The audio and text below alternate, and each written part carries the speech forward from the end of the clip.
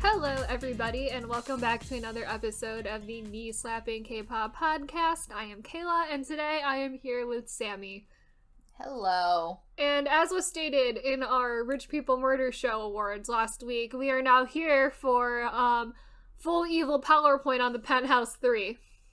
And we are here with rage. Rage that you haven't even seen on any of the other because evil PowerPoints. We hadn't seen the last 2 episodes of that show yet, and we knew this was a bad show, but somehow it's even worse now, having seen the last 2 episodes. We have a lot of opinions. Exponentially worse. So we are here. We are here after watching the whole thing. Yep. It is finished. It's over. Done. It cannot hurt us anymore. Mm-hmm. However. We've sort of been sitting on this for the last 24 hours. We watched it yesterday. We're recording it the day after. And I'm thinking about this. And it has only been 24 hours, but I do still think it is one of the worst finales I've ever seen. It is up there, because it's very reminiscent of 2 other shows that I hate the endings of, one of which is Missing 9, and the other one is Game of Thrones. It's got a very similar ending to those 2, where I'm just like, it fills me with rage. For me, it gives me a very similar thing to, like, The King Eternal Monarch. And also Game of Thrones, having also seen that show. It's a lot of very much an ending that betrays the entire themes. Yes. But I do think that before we get into spoilers, which we're going to go through the full PowerPoint. Many spoilers to be had here today. I think we just got to give people an overall thoughts on the Penthouse as a whole. Yes. Spoiler free. Spoiler free. How about that? Yes. So my advice on the Penthouse is to not watch season 3 at all. You watch seasons 1 and seasons 2, and then you're happy. I think season 1 and 2 work perfectly as a complete story. Yes. Are there still loose ends? Yes. Could you make up the ending in your mind? Yes. They work perfectly as a 2-season story arc. They do. And everything introduced in this season was bullshit. It's very reminiscent of the thing that Western shows do that have gone on for far too many seasons, and the writers drive the plot of the show off of a cliff. Like, it is bizarre, like, what happens in season 3. Much like how most Western shows, like, they kind of have an ending in mind where they're like, yeah, we have stories for 5 seasons. If we get there, we get there, and then they go on for...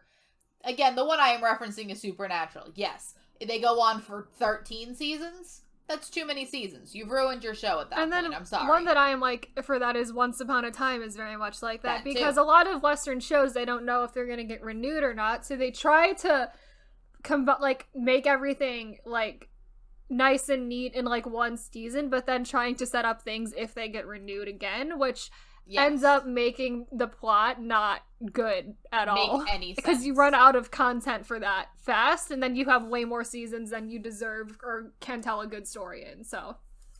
Yes. It's bad. So, I also think that, this show, they knew they were, so after season 1 of the Penthouse, they were pretty much they were getting renewed. 2 more shows. Yeah. It's not even that they were renewed for a third and then, renewed for a second and renewed for a third. They were renewed for 2 more. Yes. I do not understand how you could not have, because I do think, because the ending of season 2, which I'm not going to spoil, is it is not a final ending, but again, Rich People Murder shows, they exist in the realm of reality. Yes, it is hyper melodrama, but they exist in the world of reality. Season 3 of the Penthouse exists in a fantasy world. It really does. Season 3 of the Penthouse is no longer reality, because, again, we talked about 3 Rich People Murder shows. Mm-hmm. Sky Castle takes place in reality. I genuinely believe, other than 1 or 2 things that seem a little outlandish, the Penthouse is mostly based in real life. I believe Mine is also based in real life. I think other than 2 or 3 things in Mine, that takes place in reality. The Penthouse is probably the most outlandish of all 3 of them. Because everyone in the Penthouse is mentally unstable. Like, that's made the main part. Extremely so.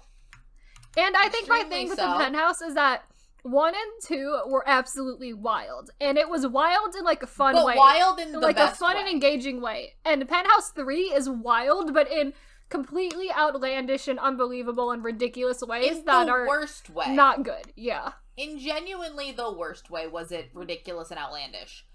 I think wherein I find that this show was outlandish, but it still kind of had tokens of being your average K-drama melodrama.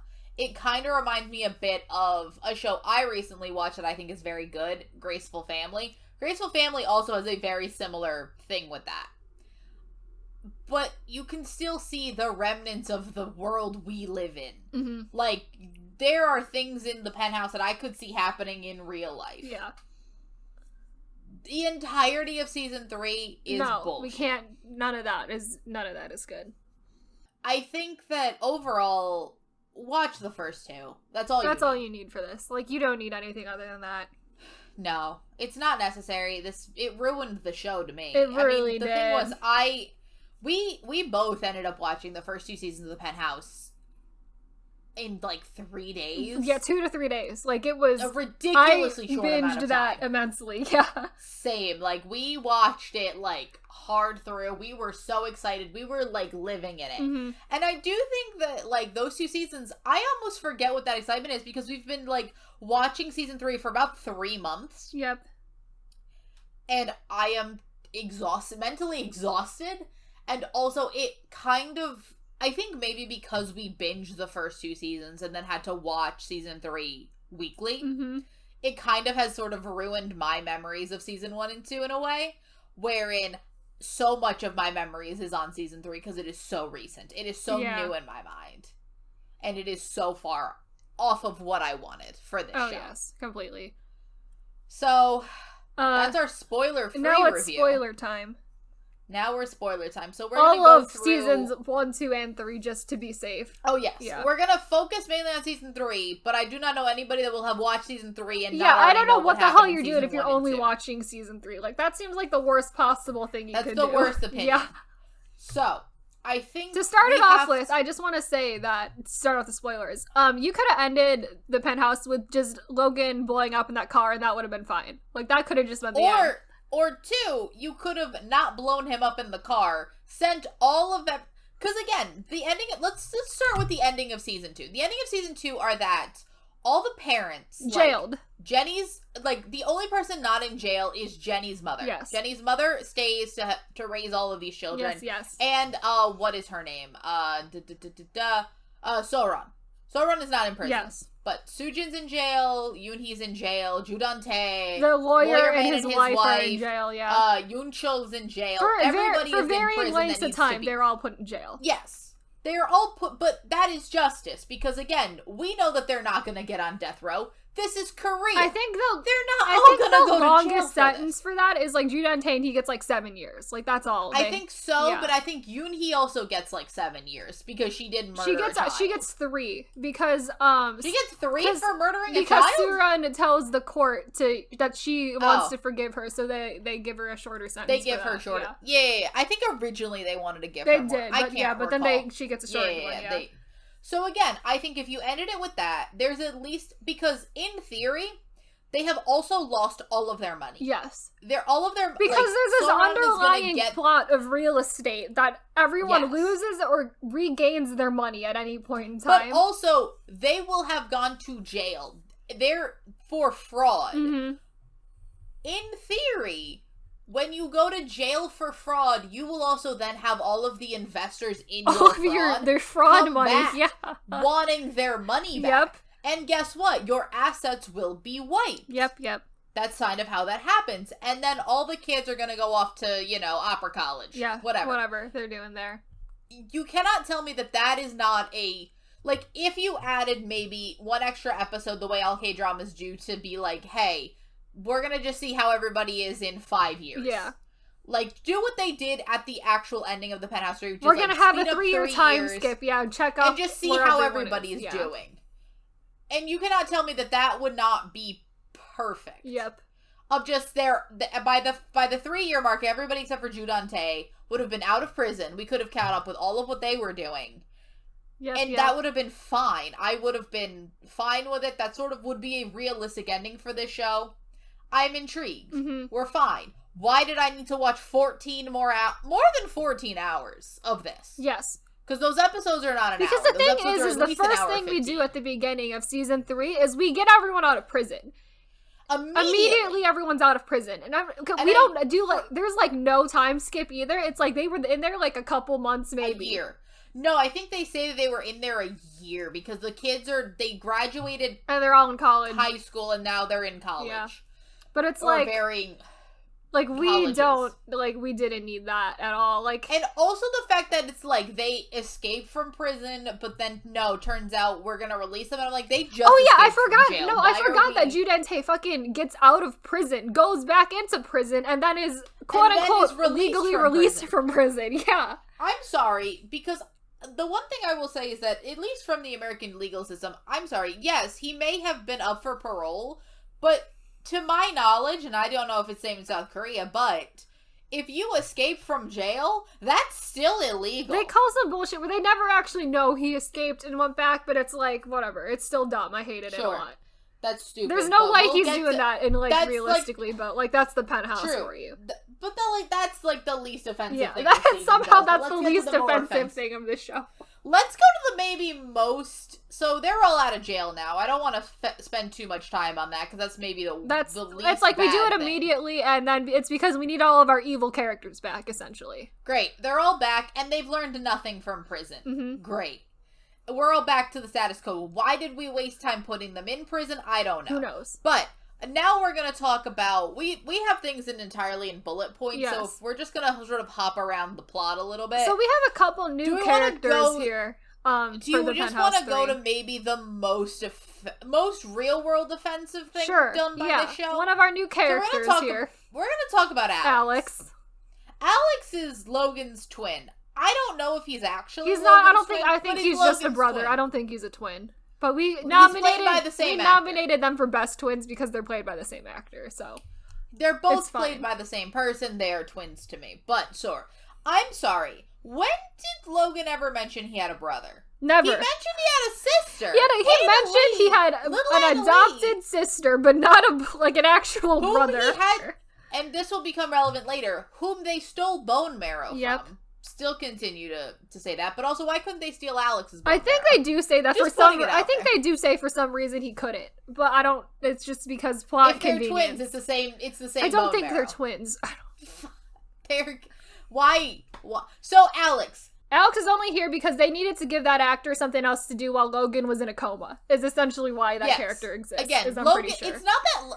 Because originally we're like, oh, Logan's dead, he's playing Alex. And then you think about it and you're like, Logan's not dead. This is the Penthouse. Logan isn't dead. No one's dead. No one's ever dead. Mm-hmm. But, so Alex is here. Alex talks for some reason like a cross between a rapper and a 1920s New York Post boy. New York newsie.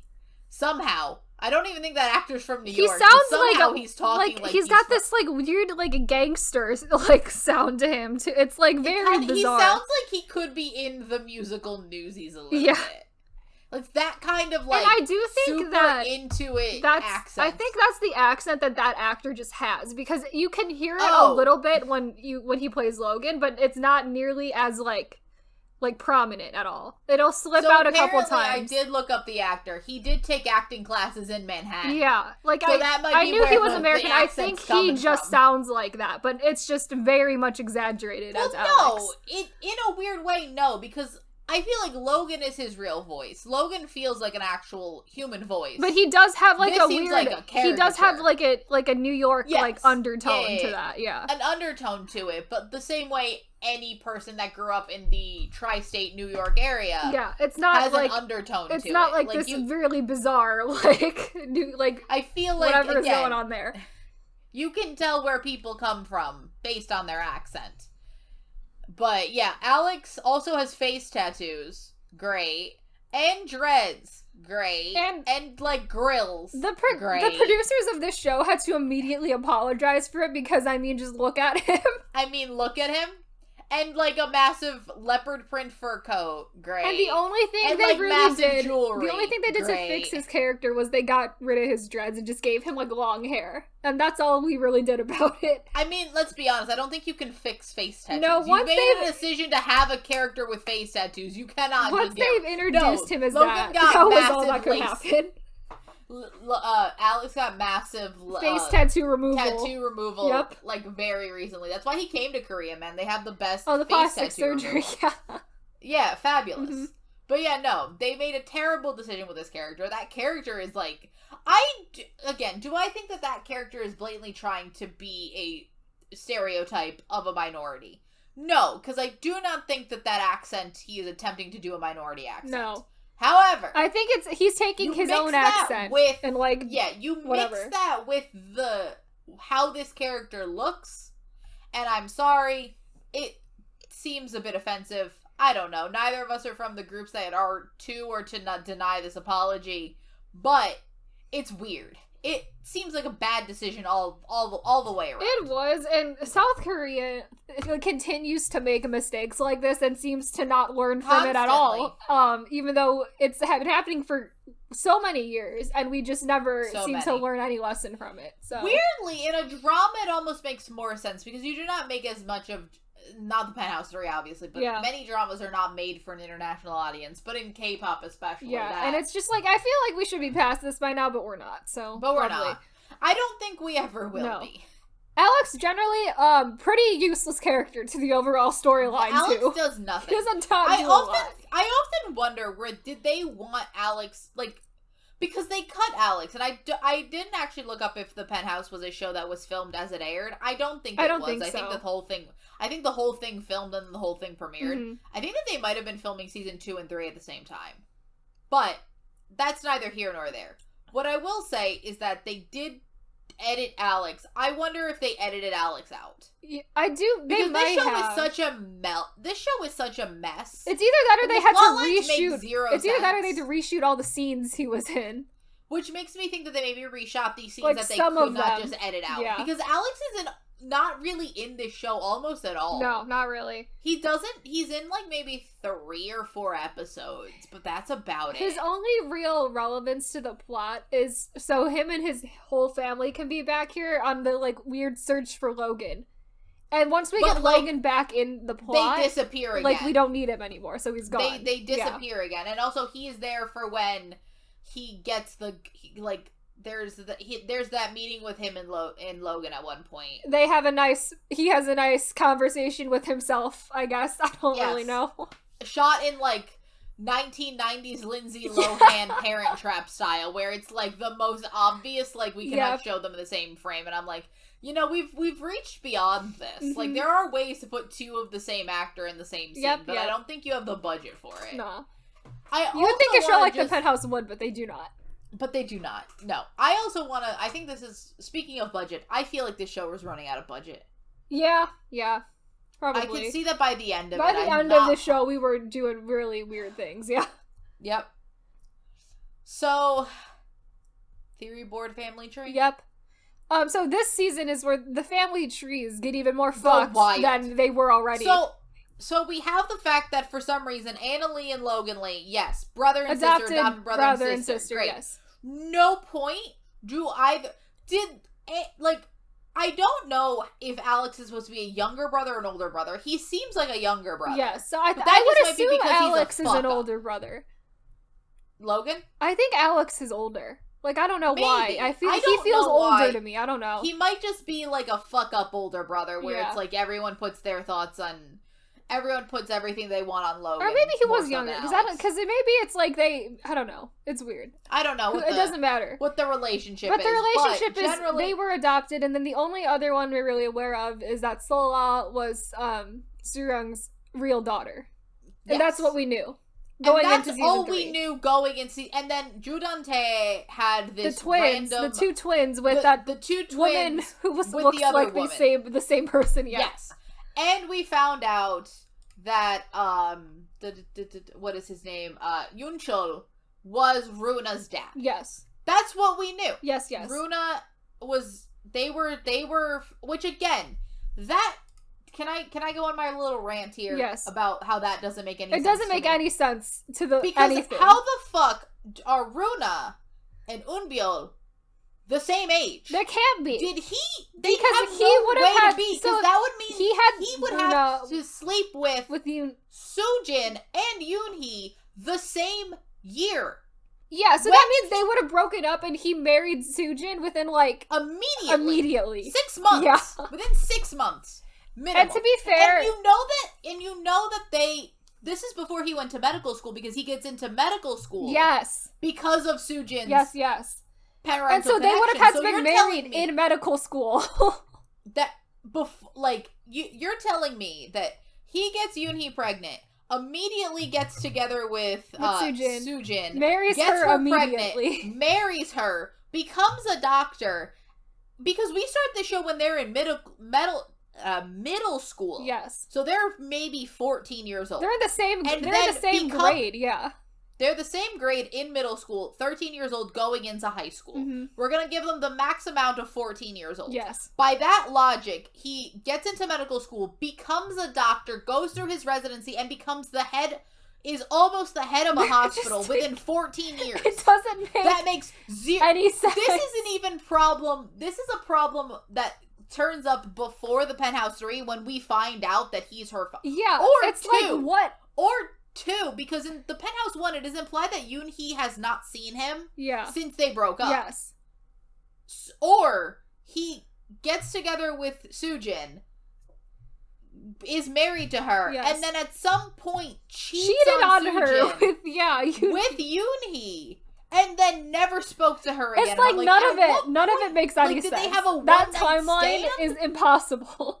The timeline does not actually make sense, and that's a timeline issue from season 2. But in season 2, it was like a one-off situation, and who knows? It could have been like a thing she said to make him like go crazy. But also, how the fuck would that also work? Because he admits he's like, "Oh fuck, that makes sense." And he never, like, that also work. You're a doctor. Yeah, like he was aware that that's a possibility, but we also don't get any closure on it because he never tells Runa about it, never tells Eunbil about it. Runa just no one ever knows. Runa intuitively just figures it out that that's my dad, but like that's all we get out of that.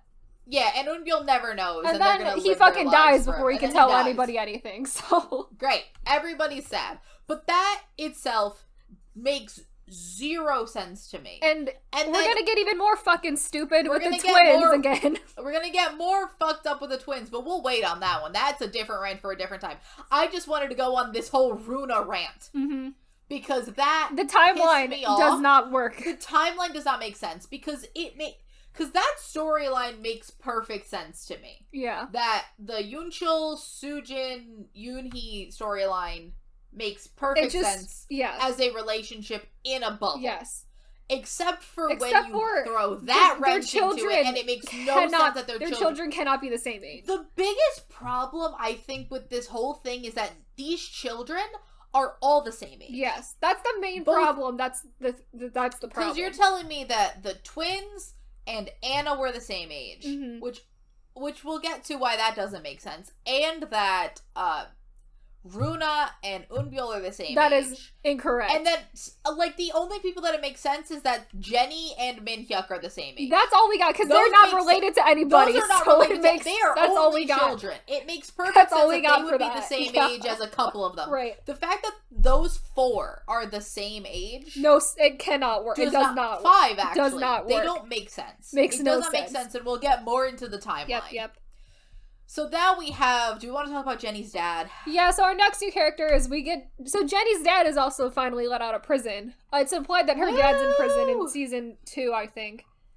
Yeah, we figure out that supposedly her dad being in... Not Budapest. Where the fuck is it? I don't remember. Somewhere. It's whenever he says he's something is a code word for a prison. Yes. Something is a code word for prison. And he's essentially in prison because he's taken a fall for something Judante has done. Which we find out is murder. Judante has murdered a person and hid their body in the wall of the penthouse, is what happened. And so, Jenny's father has taken the rap for it. He's gone to jail. He served his time, and now he's out and gone right back to being Judante's lackey. I think he at first attempts to uncover the body of the person and then, like, blame Judante for it, but then Judante catches him doing it and was like, I'm gonna fuck up your family if you do any more of this garbage. I'm gonna fuck up your family even more. And so then he's like, well, I guess I'm your goon now. Yeah.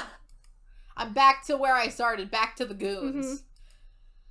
So, and then we also find out later that Judante, in this same weird string of events, we also find out that Judante, to add more crumbs to this twin storyline, he did something to Because when Judante, and we know this in season 1, killed Soran's first husband. Ex-husband. Yeah. First husband.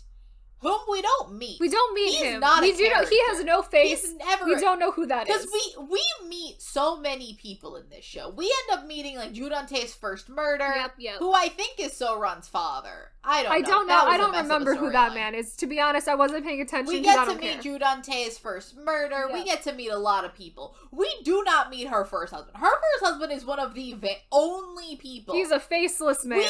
We get to meet Logan's evil parents who stole a girl's bone marrow. Yep. But we do not get to meet Soran's first husband. And we know she has a first husband since season 1, and we have never once seen him. That was brutally murdered in front of her. Just, like, shot down by Judante. Like, almost personally. Yeah. And then we find out in there that there's some crazy thing that, like, it is, since the first season, we know that at that point when she was pregnant at that time, and she was pregnant got injured with Sola. Anna Lee. Yeah. Sola. Whatever. She was pregnant with Sola.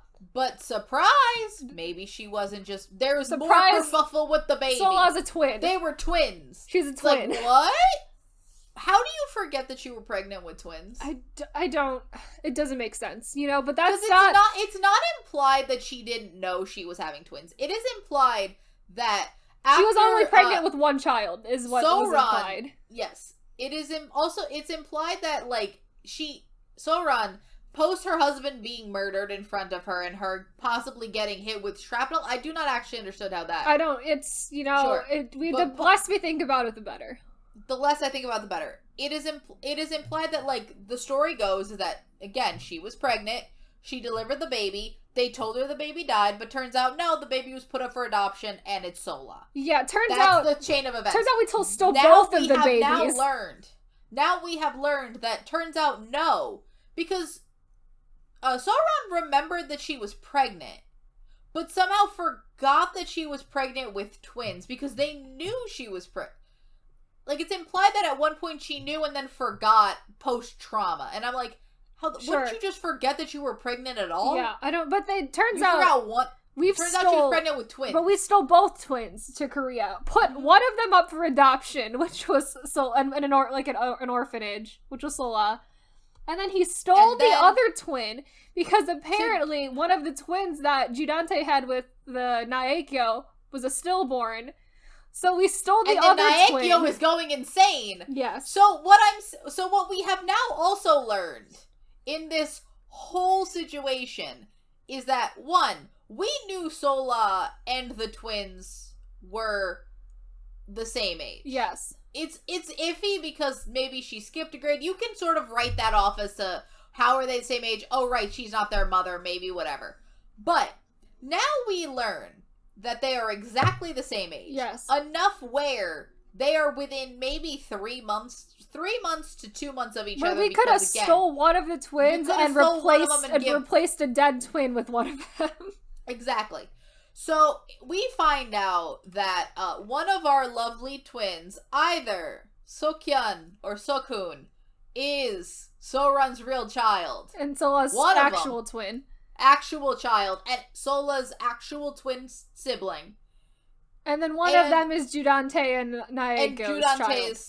Yes. And then the other kid is just dead. One of them has died. There is a dead child somewhere. There's a dead child somewhere. My thing, now we go on to my second rant about timelines. Yep. How the fuck did this happen? There's no way we're stealing a baby from somewhere in America and getting the baby, like, back to Korea. Because what it is implied here is that, again, what the first couple seasons, because the whole Naekyo storyline doesn't make That's a pretty stupid storyline to begin with. It's a stupid storyline. Like, that's a terrible storyline anyway. The fact that she is the twins' actual mother, sure, whatever. And the fact it also doesn't make sense. The fact that we just are going with the assumption that those are two completely separate people that look identical is also pretty stupid, but, like, it's whatever. Whatever. But now it is implied that Judante and Naekyo were having a baby at the same time that Judante was also planning to kill Soran's first husband and get her to marry him. Yep. What? Yep. And then conveniently, there's babies that can be swapped. Yeah, there's like too much going on there. Like, what the fuck? The timeline makes no sense and I hate it. The more you think about the timeline, the less sense it makes. It really makes no sense. Why are all of these children the same age? They can't be.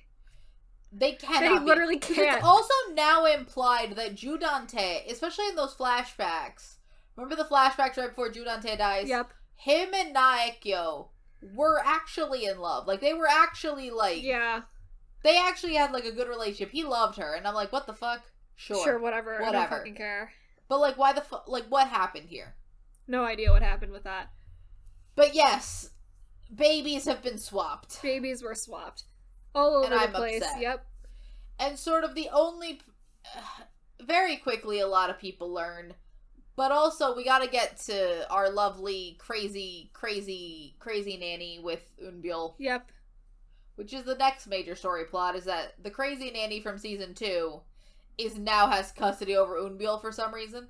I don't think she does. I think she straight up stole her and, like, is not giving her back to her mother. Like, I don't think that, like, she's giving custody. She's just living I think she just the penthouse with her. I do not think but the apartment. I don't think she was ever given, like, custody over her. Okay, but, like, no one is attempting to get her away from her. Like, no one is attempting to keep them apart.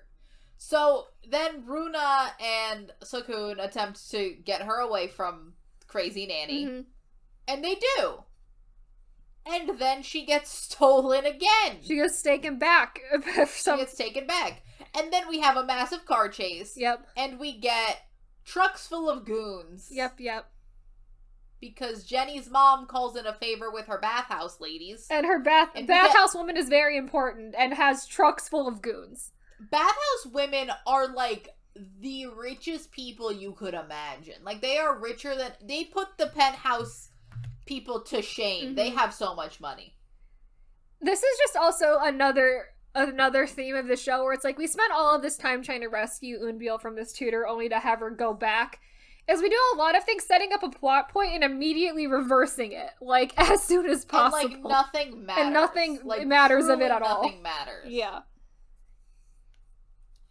So then we have the massive cliff scene. Do you want to talk about the cliff scene? So this is one of the major points of this, like, entire season as a whole, where Yoon-hee has essentially been doing a bunch of research and nonsense, and she is the one who finds out that Seoryung's real daughter is Seokyoung, and then Seokhoon is the son of Judante. And so essentially she has all this information and whatever is going to give it Seoryung and everything.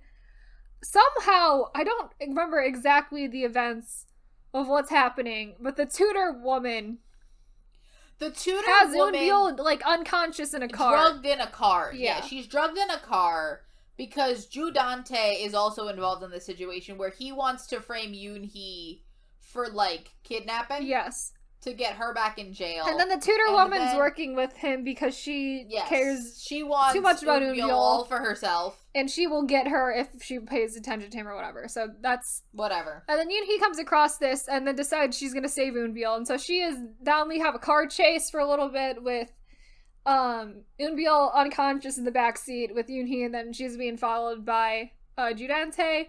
Halfway through this car chase, Soojin comes in. Well, halfway through this car chase, we're alerted to the fact that I think Yoon-hee calls someone. She calls, like, Suryeon, who is, like, with Soojin. So then they both go after them as well, but they're a little bit farther behind from them than the other two are. And so then we get to this cliff that we will revisit multiple times over the course of this show now. This cliff, which is now, like, a massive, like, story plot. This is just a story plot. We will return to this cliff later. We get to see this cliff more than we get to see most Yoon-hee and Runa's apartment, I think. Yes, for sure. And so essentially what happens is Judante essentially attempts to shove Yoon-hee's car off the cliff just by, like, running it off the cliff.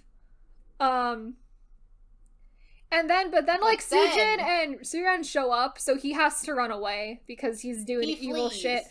Yeah, and then they get Eunbyul out of the car. No, so Soojin shows up, drags Eunbyul out of the car. Yoon-hee, for some reason, is attempting to stop the car by standing behind the car right in front of the cliff edge, trying to hold off the car. No one's in the car anymore. There is absolutely no need for you to be holding this car on this cliff. Literally, no need at all. Like, you do not need to be there. It'd be one thing if it also implied that she was stuck. She was doing it for a while because Eunbiel was in the car, but once we get Eunbiel out of the car, like, get out of the fucking way. Like, what the hell are you doing?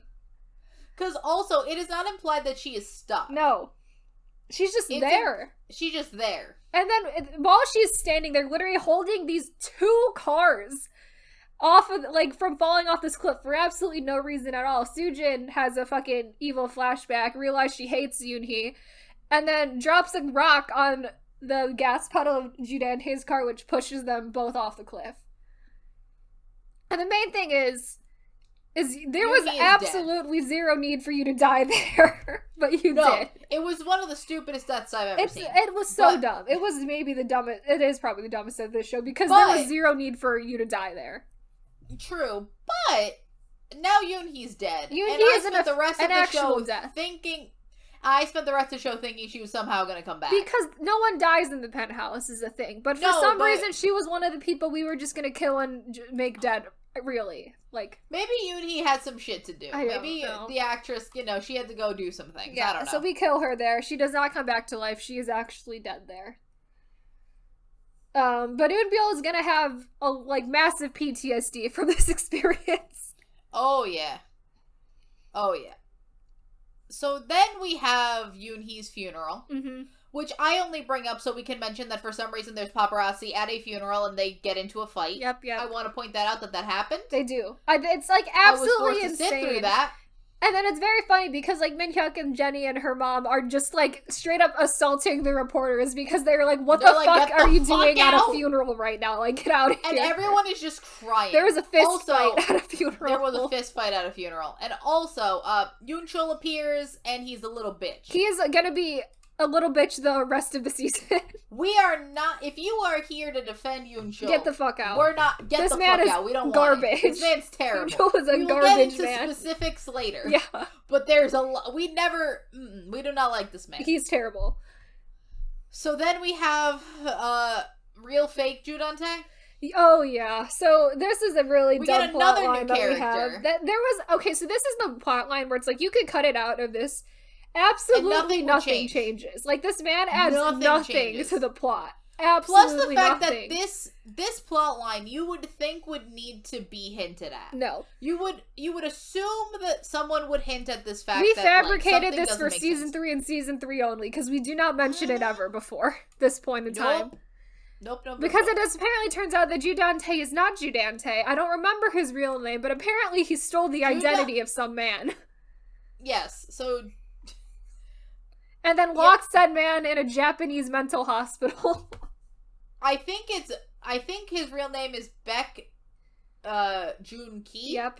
Because that is what name he gave real Judante. Oh yes, that's his name now. So we will now be referring to them as real Judante and fake Judante. Yep.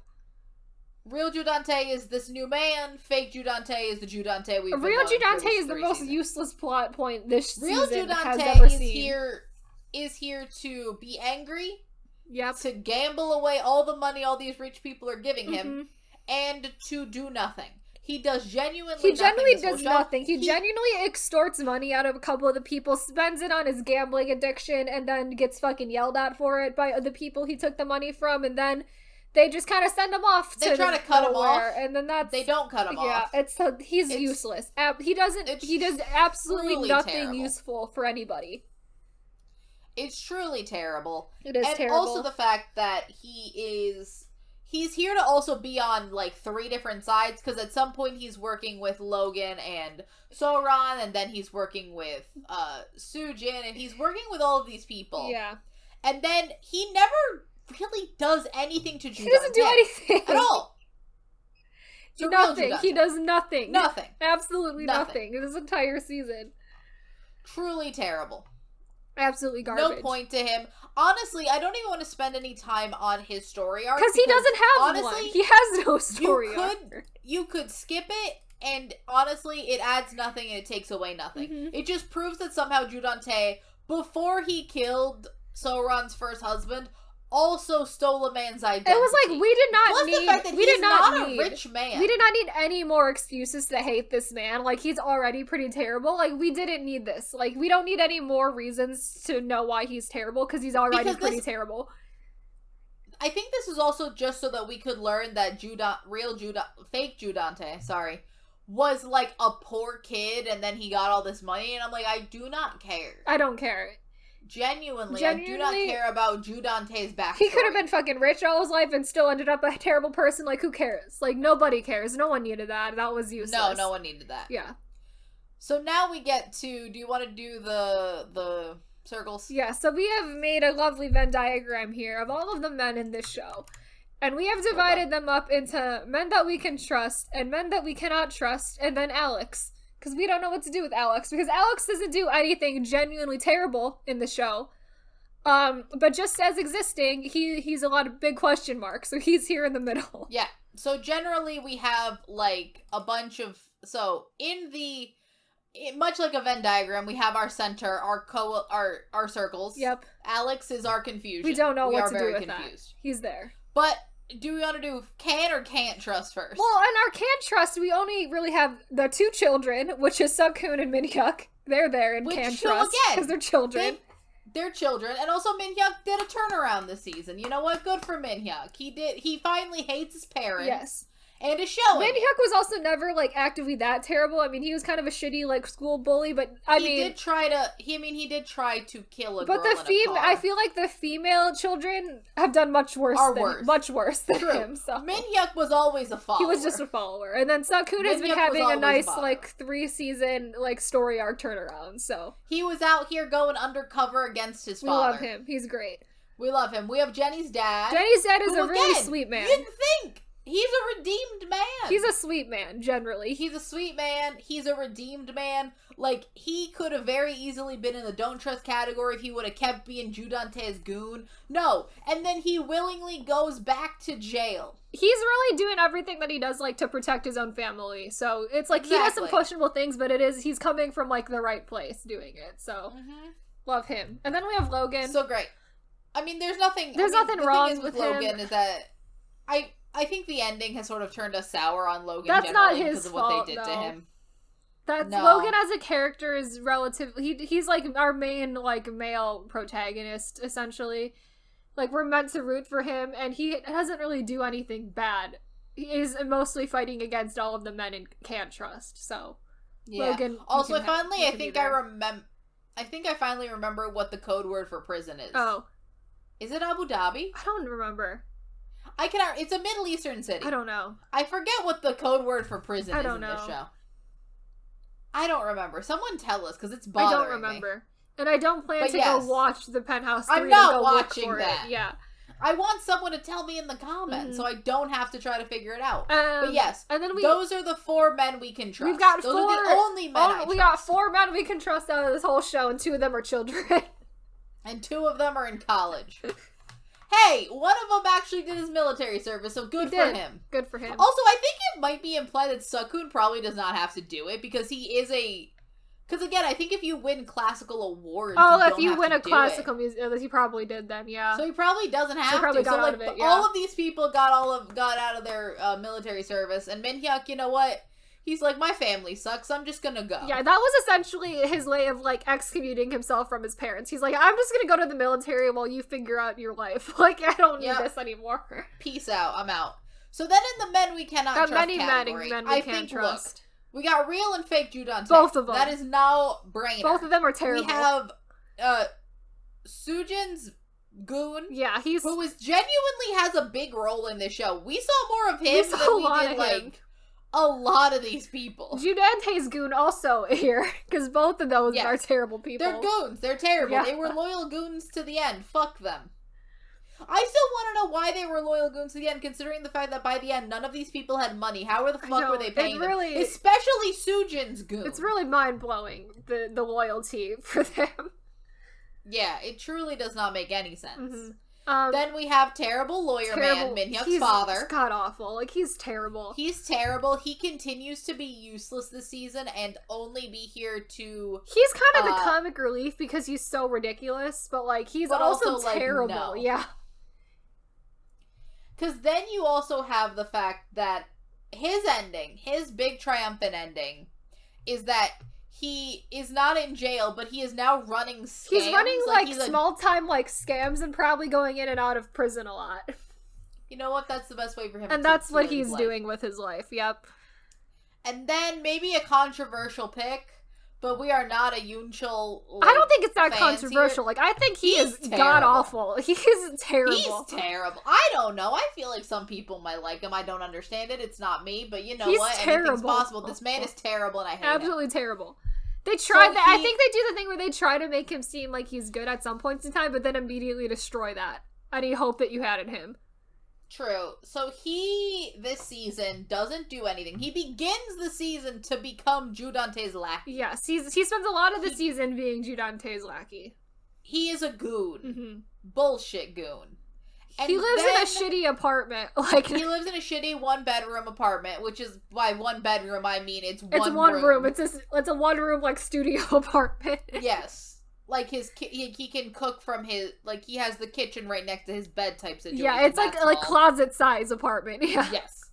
But, from that point, when he finds out that it was Judante and Sujin that killed... Is it that point? Is it then that they killed Eunhee that he goes to being, like, on the Logan So-Run side? I don't remember. Is that it? I don't know. I think it's something like that. But he goes back and forth on, like, whether or not he hates everybody. He does. But by the end, he's still...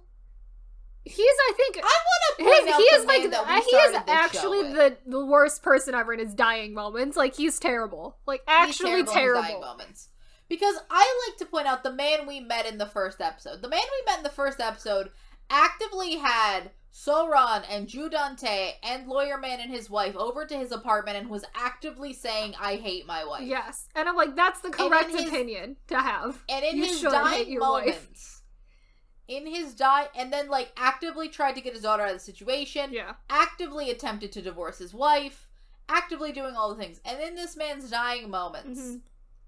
He tells So-Ran to not kill Sujin because she's a good person, you know. She's a good person deep down. She was never this bad. And I'm like, sir. Excuse me, sir. The only reason she wanted to fuck you was because you were dating Eunhee. And she hated never Eunhee. Liked you. And that was it. She never liked you. That was the only reason. That's the only reason. It was out of pure jealousy. Pure spite. Absolutely, why the fuck are we actually doing this? Terrible. Like, he makes no sense as a character. No, we were already on because he was okay like seasons 1 and early season 2, and then in season 2 you get the moment where he is essentially hiding up, like he's like almost like kind of assist in the murder of Well, he also was cheating on. He was also cheating on Eunhee with Sujin. Yeah. So like. That's terrible. That's already terrible, but yeah, and it's bad. He's a bad person. He almost gets the treatment like the doctor in Sky Castle where he starts off being like, you know, this is maybe a person you can root for here, and then is like, no, absolutely not. Like, that's not the way. What I also think they maybe attempted to do was like do I don't know, he's almost a reverse Sukun. Where it's like, Sukun was like a he started off absolutely child. Terrible, yeah. Terrible child, became better. We thought he was going to go to the evil side with Judante, but turns out he was just undercover, yeah. He was undercover and he was always good. Mm-hmm. Like, this, like, I have no idea what they were doing. He's one of maybe the worst characters on this show, because I do not know what this show wants me to think I don't know. Like, because I hate him a lot, and I feel no sympathy for him at all, because he's terrible. Neither do I. But I don't know if it's probably not what the show wants us to think about him, but, like, it's like, well, this is where we're at, because you've done all of these things to, like, actively reverse any type of character, like, development he would have had, so. Yeah, whatever. He's in the don't trust category. He's terrible. I don't trust him. A lot of untrustworthy men here. So many. So many untrustworthy men. who raised more trustworthy men. Yeah, somehow two that happened. Somehow. I think it was a mother's influence. So it's at this point into the show that we ask the question, this show is still about opera, right? It turns out the answer is yes. Turns out we're always gonna bring it back to opera. Because the subplot in this show, for a while, is that right before Eunhee dies, and it's one of the things I think that triggers Soojin to kill her, is that Soojin is losing her voice. She can no longer hit the note she wants to hit, so she gets someone to lip sync for her. I do not know why they do not just use a recording and have her lip sync. Yeah, who knows why that needs to happen, but plot. But no, she has someone singing live. So it is someone singing live, it's just not her. Yep. And they hire this person, and turns out, oh no, it was Eunhee this whole time. She can still sing better than her. Great. And then she was always, then she kills her. And then we find out that, for some reason, Soojin somehow is also the director of this college. Don't know how. It's like, because she got it through her father that she pushed down a flight of stairs.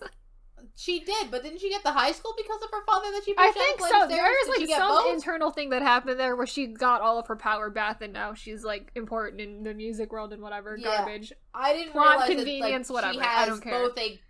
Somehow she has both a university and a high school because she's very active in this university, but like all the kids I think it might just be the foundation, some type of foundation that gives out scholarships or something. I don't care enough anymore to figure that out. Midway through the thing, we have some weird audition for something. Because in the beginning, it is implied that Runa didn't get in because of Soojin's. Yeah. And also the fact that, like, they blame the kidnapping of Eunbyul on Eunhee. So, like, to the public, she is again a criminal. Yeah. Because this woman has gone back and forth of being a criminal and not a criminal. Who knows? Like, 4 times. I feel like the public at this point does not care about this woman. Nope. They're done with it, yeah. They're like, I'm tired of it. I don't care about this woman I've never met. Yep. Stop accusing her of murder every 3 weeks. But we're gonna have this weird audition. Everyone's gonna dress up in, like, weird before that you have them auditioning, and then Runa secretly auditions, but not so secretly, because she's like, hey, look at this, I'm better than you, to Eunbyul. I think she gets, like, a tip-off from Logan or somebody that she should go sing in this room, yeah. Yeah, and then she looks Eunbyul in the eye and starts singing, and then gets into the university because she inadvertently sings in front of a very, important person, prestigious opera singer. And he's like, you're a talent of a generation. And then she's like, oh, but I got denied an audition, because this woman is terrible, yeah. And then he's like, oh, why would she be denied an audition? She's a talent of a generation. Yeah. You have to let her in. And now she's in the school. Yep. And then you have... the hell that thing was. The Marie Antoinette edition, you call it? I don't know what that was at all. But it's like, it's her, everyone's there who does opera, essentially. Literally everybody is present. You have... No, except the sister. Oh, yeah, she's not there. So the female twin, has she been shipped off somewhere yet? The sister, I think she might have. Yeah, Judante might have shipped off Sookyung to a girls' orphanage that's also some kind of juvie prison system. I don't know what that was at all. I don't know what that was. We don't explain what that place was at all. That is not relevant. But during that time, Minhyuk and Jenny and Eunbyul and Runa were all auditioning for a lovely, some type of I don't know what it was they were auditioning for, really. I think it might have been a concert of some kind, I don't know. But, like, Runa does amazing, but it's also the point where they get to call out the fact that, again, Eunbyul continues to get all of these favors from her mom. Yes. Eunbyul also has, like a PTSD splashback almost every time she sings. Like, because that is, she has a lot of terrible time going on with that. She does, and also, for some reason, I think they started to imply that she has a goon in that male student that's always around her. I don't know what he's doing. He's very unimportant. They drop him, like, 2 episodes later, so there is He's there for, like, a little bit, and then he's gone forever. So, then we go to... Yeah, so this show's still technically about opera. Is this where we talk about the Logan explosion? Time for the Logan explosion. So at the end of season 2, Logan explodes in front of Suran. He's in a car, the car explodes. Well, no. And catches on fire. He's outside of the car. If he was in the car, it could be implied that somehow he got out of the car. No, he is in front of the car, so Soojin is looking at Logan full body. Yep. And he explodes in front of But here's the thing that doesn't make any sense with this thing, is that he's outside of the car, obviously. They put the burned bones, the bag of burned bones, in the car. Inside the car. In the car. So yes, Logan is not dead. Turns out the bones they found were random burned bones. They just planted a bag full of burned bones in his car. Real Judante does that for some reason. I don't remember why, or who told them to do that. To be honest. I don't know. And then it's found out that we've kept Logan alive in, like, this weird underground hospital, and Soojin, for some reason, is overseeing it. And by underground hospital, I mean, think of, like, Saw. Like a black market, like illegal black hospital. Market, like, very dark, no lights, one, like, medieval-looking hospital bed, and, like, just carts of things. And then Soojin somehow sorry? Susan blackmails Yoon Chol into helping Logan recover, although he doesn't know that it's Logan at the time because he's burned, essentially, his entire body. But also, burned with still a full head of hair. Yeah, I don't know why. His hair didn't burn. And but then I think we resolve that by showing she shows it to fucking Logan's family, and then but also think implies that it was Suran that got him out and is keeping him there, right? And then we get the fact, but we fake his death. We do a lot of things to get him to get Logan, like, just alive, like uninjured Logan back into the plot that I can't. It's an absolute mess, and I don't want to talk about it. Yeah, it's a lot. Anyway, just know that it was far too complicated, and I still do not understand why Logan's parents were here and then disappeared and did nothing. Just know that we healed Logan a full body, like probably 3rd-degree burns, and have brought him back with minimal scarring into the storyline. Minimal. I think by the last episode there was He's got one scar on his neck. 2 facial scars, yeah. Still a full head of hair, though. Yep. The hair never gone. Mm-hmm. But, so that happened. Yep. Then we get more about Judante's backstory, how he was poor. He was poor as a child. He was homeless. Yeah, and him and his mom and his sister had, like, some type of makeshift house somewhere, and then... I think that they were, like, squatting in, like, a development. Yeah. But then somehow his mom got killed by a bulldozer. Someone bulldozes his house, yeah, while his while mom they and were sister sleeping in the middle of the night. But also, why didn't they just get out? They could have just gotten out. Like, it doesn't make any sense. Judante got out. Judante got out. Somehow doesn't wake up his mom or his sister to get the fuck out. Like... But no, they have a very slow death as they were murdered by a bulldozer. Yep. So that's why... He turns evil as a child. Like, he was started at a young age, apparently. I guess. I don't care. But somehow... It's nonsense. They do... This is where they drug him or something, right? They do something with him, but... They do something with him, but then he gets jousted with a car. They drop him off in front of the place where his mom and his daughter died, and then Suran gets in a car, and then, like, almost runs him over multiple times. Yeah. And I was just like, do it. Mm-hmm. Do it. Which is pretty great, honestly. It was amazing. It's a great scene, just watching him almost get hit by a car multiple times. Like, that's pretty great. That was great. Mm-hmm. Moving on to a question I have. Yes. This is probably a good time to say this. How the fuck did these people get all their money back? Because they're making real estate investments. Yeah. They're making they've just come out of prison. Mm-hmm. Okay, for fraud. It's not implied that they got exonerated for fraud. No, it's still the fact that they were put in prison for fraud. Yes. How the fuck are they still living in this penthouse? It doesn't make any sense. I understand why they have all this money. I understand how Judante is living in this penthouse. Yep. Because he owns it. Yes. That's his building. But, like, there's people where I'm like, why the fuck are you living here? Where are you getting this money? No idea why they are still allowed to be there. Like, we do have loan sharks. They do. Every once in a while, the loan sharks do come after them, yes. But, like, they don't do anything. Mm-hmm.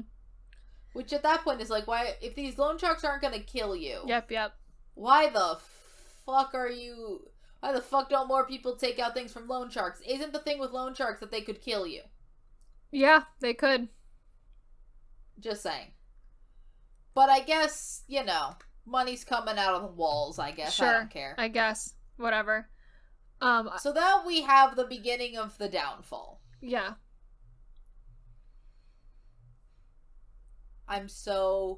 This plot line took like 5 episodes, and it was confusing as fuck the entire time. Mm-hmm. It was pretty terrible. Oh, yeah.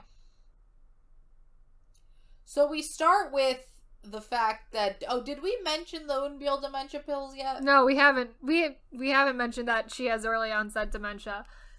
But apparently... So back when she was with the tutor was giving her these very suspicious pills, and it was essentially... I think passed off as like some type of anxiety medication, essentially. Because she kept having panic attacks anytime she did anything. Yeah, because she is a wreck. She is such a disaster of a human. Like, no, it's she's terrible. like not a functioning person, really, at all. No. It turns out that someone gets a hold of one of those pills at some point in time, and it turns out those pills cause early onset dementia. Oh, I think that this was when Runa was trying to help her, and she's like, "Hey, and weird. she gave up one of the pills to probably to Logan or something, and it was like, go figure out what this is." And then, so I think that her mother, Sujin, realizes that she's been giving her these stupid pills and was like, "Don't stop doing it," but then she also starts giving her the pills again because I think Yeonbyo both wants to take them, and also Sujin doesn't want her to remember that she pushed Yoonhee off of a cliff. And because Yeonbyo knows that. Like, she knows. Like, she was, like, slightly awake during the time that the car was going over the cliff, so she knows that her own mother pushed another woman off a cliff. And I also think that she wants her to be like, "Hey, I can't sing opera," and I think the show is still somehow about opera. Somehow. I don't know. I think this show has made me hate opera. I think it has, because this show always has to go back to opera somehow. And it makes me hate opera. Just putting it out there. Yep. I wasn't a big fan of opera anyway, but like now it's like, nah, I'm out. The opera gives me PTSD now. Yep. But anyway, so Eunbyo's on these dementia medication for an extended period of time, except that sometimes it's revealed at some point that she stopped taking them at some point in time, and is now wanting to give them all to her own mother. Yes, so this happens like really late in the show. Yeah. This is post the chandelier. No, this is pre-chandelier. Because she's pretending to have dementia at the time of the chandelier, because there's a whole thing where it's like she actually sees her putting all the drugs into her wine and then throws it up afterwards. Yeah. So she does not. So she is faking her amnesia, dementia, whatever it is that she is doing. Yep. So then we have the fact that, like, the main thing here is that they attempt to, like, they do a bunch of things to try to get Judante and Sujin. They're back to this. The real beginning is that they are like, "Hey, we're gonna start this. We're gonna get them against each other, and we're gonna tell everybody." They send a video of Judante exploding Logan to his, like, press event. Yep. Which is fine. That's fun. Yep. And then that's actual evidence. Right. Then they send a painting of dead grandpa. Yep. Sujin's father. Yep. Grandpa. To her event with the words, "She killed her father," whatever. Something. The gist is that. Yeah. That's not evidence. That is not evidence. They do at some point they end up with a video of her actually pushing him down the stairs eventually. They end up the video like last season, but they do not show this video. That is the Judante thing is actual evidence that can be used in a court of law. This is just like some weird evidence. Like hoax. It's like that could be a prank for all we know. Like you could sue someone for defamation for that. Yeah, that don't mean shit. And you don't know if it means literal murder, more of an emotional murder where it's like, you murdered him. You're the reason he was depressed or bullshit like that. Yep. Like, it's implied. But yeah, that's sort of the beginning of the end for all of them. Literally everybody, like, taking out Lawyer Man and his wife, and Minhyuk generally. At some point in time, so yeah, just let's get rid of them so we don't have to talk about them again. Essentially, the Lawyer Man tries to extort a bunch of money from Judante. The wife essentially leaves for Japan with Minhyuk, doesn't tell him about it, and takes all the money, but then they get caught in Japan. Because that's, brought back to Korea, and then they're both thrown in prison. And then Minhyuk goes to the military. And then that's how we wrap up that family. never have to think about them again. And then the last episode, we'll talk about the last episode. Mm-hmm. But that's that. They're out of the way. They also steal all of Judante's money, so Judante is poor now. Yes. Great. Moving on. Then we get the microchip. We've drug Judante. We drug real Judante. Yeah. We put a microchip in real Judante. And he goes off to, like, hunt fake Judante. Mm-hmm. And, like, that happens. And somehow we get fake Judante onto this boat. Yes. Somehow, real Judante also gets on a boat and, like, is let go. He is fine. We just don't deal with him again. He put him on a boat and he leaves. Literally, he doesn't even come back for the fun. No, Wait a minute. Hold on. I've just come to a realization. The homeless man. Is that him? Oh, is that him? We'll come back. I might have figured out what happened to him, but we don't know. Idea. Is it maybe him? I don't know. Is that the homeless man? I don't know. That would make sense. But so the thing that is though, he said that the guy, whoever the homeless man was, had a daughter and, like, owned a store in that area, so, like, the timeline doesn't work out for that at all. None of the timelines in this show work out. Because he was in a mental hospital his whole life. So, like, I don't think... That probably isn't him. But I don't know. I don't know, but who the fuck would Soo-kyung know? I don't know who that is at all. That her eyes would go what? We'll talk about that when we talk about the No idea who that man is. But moving on, we have... So, he gets shipped off on a boat to live his life or die in a week when he gets on the wrong side of loan charts. He's fine. He's gonna go He doesn't matter. So, we ship fake Judante to the mental hospital in Japan that he locked real Judante in. Yeah. And he's locked in there for, like, an episode. Well, what happens is, so Jenny's dad is going under the pretense that he's helping him escape, except he's actually telling him a boat to get on that they, like, the crew, they have, like, a hired crew on that is gonna drug him and then ship him off to Japan. And then Jenny's dad is gonna turn himself in and go to prison after that, so... That's how we get him on the ship to the mental hospital in Japan. Yep. It's garbage. It's a nonsense plotline. Mm-hmm. But then, so in the meantime, Soo-kyung has come back and is like, fuck, that's my mom. She found out about her true parentage. Yep. She's having a mental breakdown. She's just escaped from... She's escaped from this orphanage place that Judante sent her under the pretense of having her study abroad. Yep. So she's gone, honestly, and she's gonna sneak onto this boat that's going to the Japan mental hospital for some reason. Yep. No idea and also why. Somehow when she returns to Korea is attempting to put herself in prison. She's gonna confess to something, but I don't really know exactly what she's confessing to. I don't know. I think she's attempting to tell them that Judante is in a mental hospital in Japan. And that she put him there. She's the one who put him there. Out. Yeah. I think the cops are like, get the fuck out. And they're like, you're so stupid. Get out. But Judante's in this Japan mental hospital for a little bit. Yep. Couple episodes, he spends it over there. Yeah, in the meantime, Soojin is pretending to have early onset dementia. Yeah. She's slowly going insane. She is slowly going insane. Something triggers her. Because she loses all her, like, it's the thing of, like, since Judante is wanted for murder, wanted for fraud, and wanted for all these other things, it's also implied that now she has to repay all these debts. Yes. She has no money. She has to repay the loan shark. She has to repay everybody all these debts. Yes. And she's just losing everything. And she has no money, and da-da-da-da, and all the other things. And so that's when she just starts faking amnesia or / dementia. I don't really know what it is she's doing. She's pretending to be crazy. But she's also actively snapping. Like, she is truly losing her mind at the same time. Mm-hmm. I think she was in a constant state of mental breakdown this entire season, or series really as a whole. Like, always having a mental breakdown. Yeah, but I think this is really where it comes out. Mm-hmm.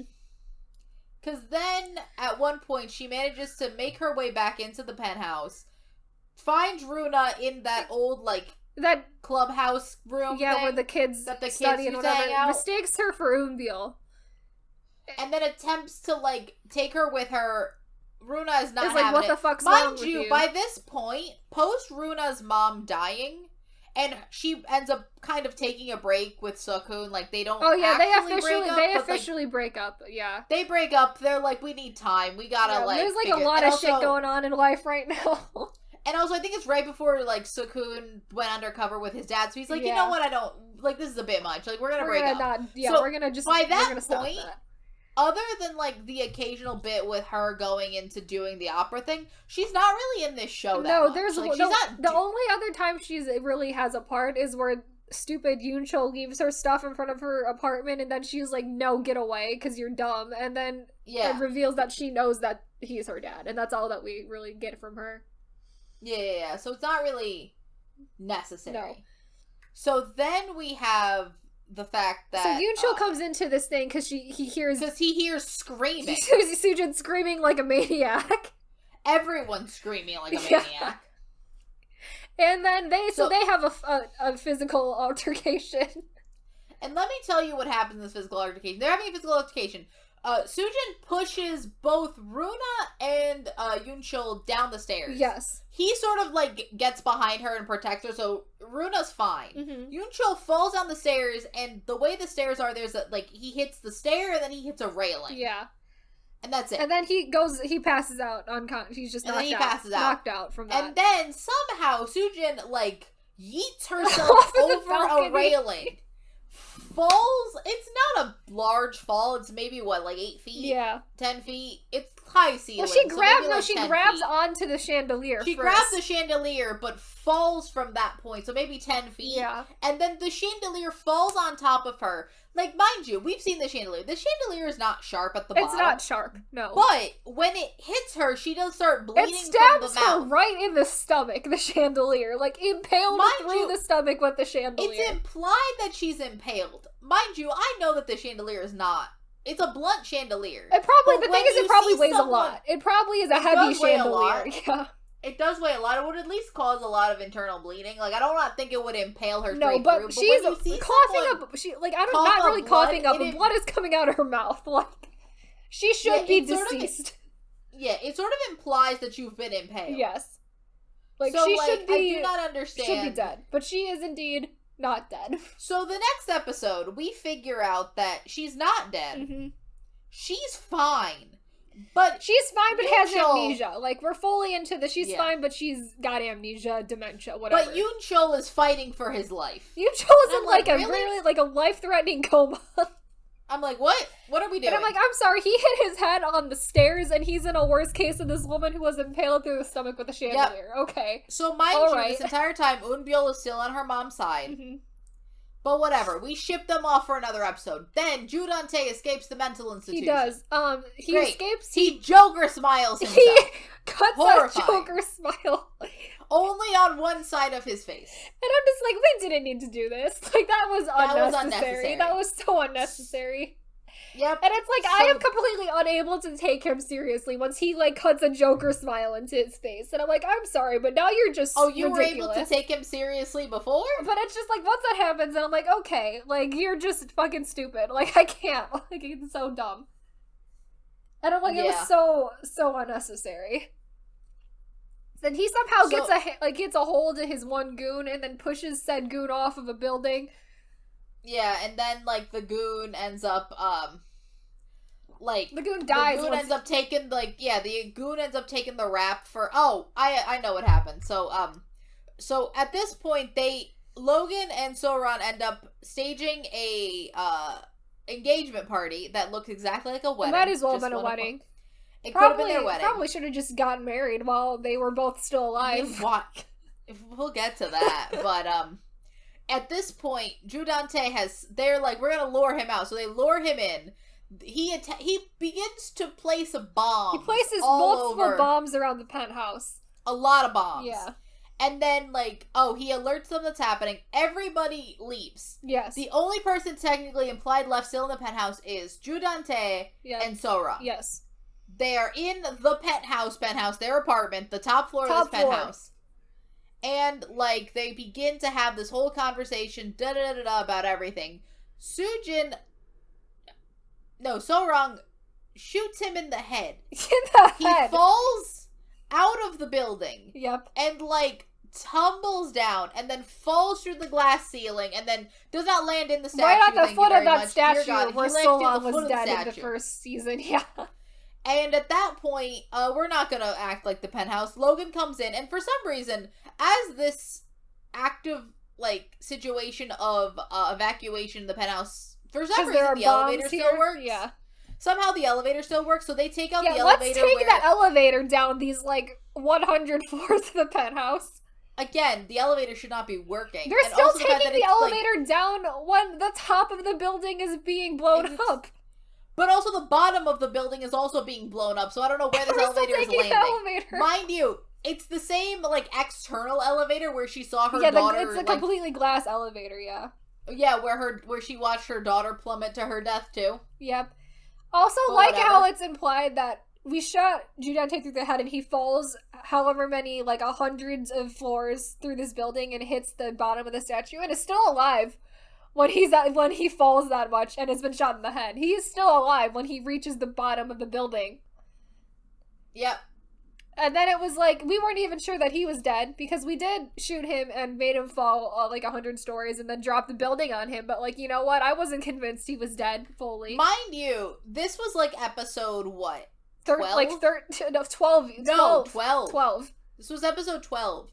My thing will always be, why the fuck are we blowing up the Penthouse in episode 12? That should have been the ending of the show, was blowing up the Penthouse. That should have been the ending of episode 13. If you still wanted your epilogue episode, make this the ending of episode 13. Yes. Do not make this the ending of episode 12. Because now we've made Sujin the main final villain, and she's a terrible main final villain because she's never been the main villain. Well, no, she was sort of the main villain in season 1 because it was sort of implied that Judante and her, like, they were on equal footing. It's in season 2 that I think Judante became, like, the real villain because he also started victimizing her. Yeah. But it's like, he is really the main villain, and we're gonna kill him first, and we're gonna blow up the main symbolism of this entire show, and we're gonna do some absolute nonsense the last 2 episodes. Because that's what it is. It's absolute nonsense what we do the last 2 episodes. So, great. The Penthouse is blown up. Then the Penthouse team had to again apologize for using real-life tragedy footage. Oh my god, that was bad. Like, I don't know what the hell the people making the show are doing this season at all. I just want to point that out that happened, and that's sort of how we're doing this. It's like, yeah, I know you have to show a news report of your fake building being blown up. Why the hell would you use footage from a real earthquake? Like, why, in a real building collapse? Like, why on earth would you do that? Terrible. I don't know. Terrible decisions were made. Terrible decisions were made. So do you want to go do Yoon Chul first? Finish him? Yeah, let's finish up the Yoon Chul plotline. So this is the most. Yoon Chul gets out of his coma that he was in, and then the last 2 episodes of the Penthouse have this thing where they will show us a scene. Yep. They'll have it play out, and then we'll get more pieces of information. They'll replay the scene. I hate that. The Penthouse does this thing. At the beginning of almost every episode, the last, like, 6 or 7 episodes of the show, it's like, we're gonna replay the last 5 minutes of the previous episode, but give you more details information. Now. Yeah, give you new information. I hate it a lot. So Yoon Chul, post having all his surgery, is apparently fine. He then meets up with, Runa. They have a final moment, They end up saying nothing happens, nothing changes. Then he goes to meet. He tries to meet with Eunbyul. Yes. At their, poor person apartment. Because I think he tries to take Eunbyul away from Sujin, because that's the responsible thing to do. Because he finds out on Sujin's MRI that, like, hey, this isn't a dementia MRI. She's faking it. So, but then we find out that later on that he is blind. He is completely blind. I'm like, what the fuck are we doing? What the fuck are we doing? Yep. Why the fuck is he told no? No one knows except for Logan. I don't know why Logan knows. Logan knows everything. Logan is just an all-knowing being in this show. Logan knows all of it.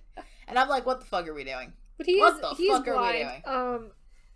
Because he's blind, and then so he goes to the poor person apartment, and then he gets into a fight because he can't see anything. Well, he thinks he's found Eunbyul, but he has indeed found Sujin. Turns out he found Sujin, and is telling Sujin the plan of how I'm taking you away from your mother because your mother has faked dementia. And of course, Sujin hearing this is like, absolutely not. Like, that's not what you're doing right now. And so they get into a fight. She pushes him off of a balcony. Again. And then he ends up dying. And then he's gonna die for real. Finds her. That is where Soran finds him, and that is where he does his worst thing, which is, hey, do not kill Sujin. And I'm like, what the fuck are you talking about? Yep. What the fuck is wrong with you? You're gonna take your dying moments to tell her to don't actually kill this woman. She's not that bad. And I'm like, really? But also the fact really that, like, now? he was so rightfully, not even rightfully, but when he found out that Sujin is the one that killed Yoonhee, yes, he was angry. He was pissed. He was all of those things. He just found out she's faking dementia, like, to get out of all of these murders. Like, and now you're gonna somehow have it, while you're dying breath, you're gonna have a change of heart, saying, "Don't kill her. She's a good person." He's a terrible person. Like, what are you doing? He's a terrible man. I do not understand him. Terrible. And it's like, here's the thing that the Penthouse is doing again, where it's like, he might as well have been dead after falling down the stairs, but we brought him back blind for one episode and then killed him immediately. And I'm like, there was no need for that. And he stays dead, too. That he actually, everyone that dies post in this season, died for real. No, everyone that dies post, other than the implied death of Sujin. Yeah. Everyone that dies this season stays dead. Everyone they say is dead stays dead. For this season only. Is that a rule? For this season only. It's nonsense. Nonsense. We did not need this at all. We needed none of that to happen, but it's in. And we wasted a lot of time on it. Yeah. So then... This is the end of the second to last episode. We're gonna get we're gonna return to that cliff that we threw Yoonhee off of. Yeah. So, Eunbyul goes to this cliff because they have lured Sujin to this cliff. Logan, I think, brings her. Saying that, hey, Eunbyul's in this car, get in here. And so she goes there and is, like, rightfully, like, has no dementia. But all she finds is Soran there. And they have this argument, they have this fight. Mm-hmm. And then, turns out, hey, look into the rafters. Eunbyul's here. There's your daughter. Knows you're faking she knows it. you're a fucking idiot, terrible person. Psychopath, yeah. Yeah. So Eunbyul calls the cops and is like, hey, my mom's terrible, come get her. She's murdered a person because I witnessed it.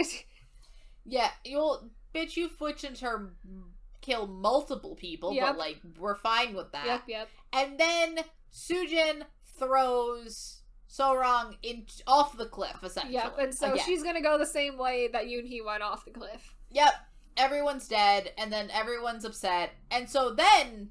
in the last episode... this is where things really go to shit. This is where things truly go to shit. Yeah. So in the last episode, it is mainly just an epilogue episode. Yes. So let's begin with we get the court case first. We get the court case. Let's start with let's go through the characters and we'll tell you how they all ended up. I guess we get I guess court cases before we get dumb lawyer. So do you just want to get rid of Dumb Family and Minhyuk? Yeah, let's get rid of Dumb Family first because they're pretty unimportant to everybody. So I think we've said it before, but that family, and so apparently the lawyer and his wife have gotten divorced. Mm-hmm.